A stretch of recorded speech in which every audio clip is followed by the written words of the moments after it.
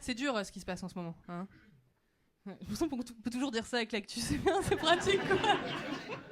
Non, d'actu, je voulais vous dire, il s'est passé un drame en Italie, là, je sais pas si vous avez vu, il y a un pizzaiolo hyper connu là-bas, Gino. Gino, il s'est mis à vendre de la pizza à l'ananas.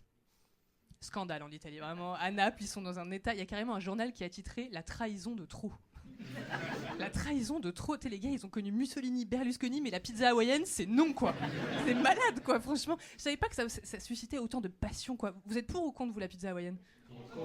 T'as vu, tout le monde a un avis, c'est génial, quoi, putain, tout. C'est fou. L'article, il faisait 6 pages de commentaires. Tu sais, je me suis dit, à un moment donné, c'est pas possible. On parle d'autre chose, on peut pas parler que de pizza, ça doit être un autre code pour parler d'un autre. Tu sais, comme quand ils disent pour les présidents, tu sais, l'aigle royal est dans la voiture. Il y a pas un rapace dans le véhicule, c'est juste pour dire que Macron est rentré dans la Peugeot, tu vois. Je me dis, c'est pareil, ça doit être un nom de code, quoi, tu vois. À un moment donné, il y avait une meuf, elle a commenté, la pizza et l'ananas sont faits l'un pour l'autre. Doit-on vivre dans un monde fait de saucisses et de pepperoni ? Elle m'a convaincue, quoi. Je te jure, j'ai commenté, j'ai mis un drapeau LGBT, je savais plus si on parlait d'hawaïenne ou de lesbienne. On est ensemble, quoi.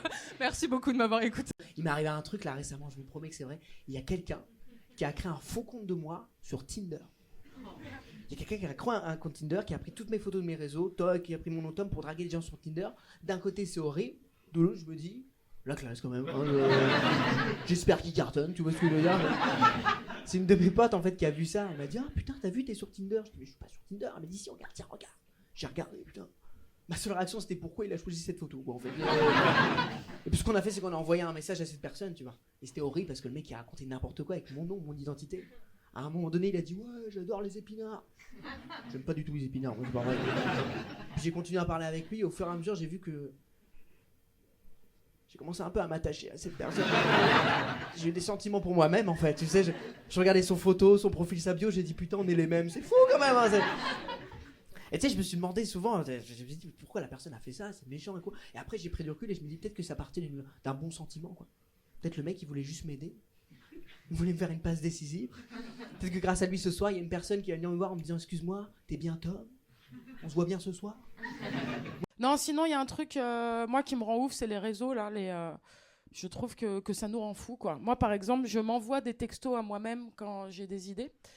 Et c'est un peu pathétique de faire ça, quoi.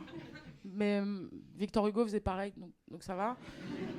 Et en plus, il y a écrit vue, c'est-à-dire je me laisse en vue. Et je me sens un peu mal pour moi, donc je fais ça. Ça, en vrai, ça veut un peu dire ta gueule. Hein.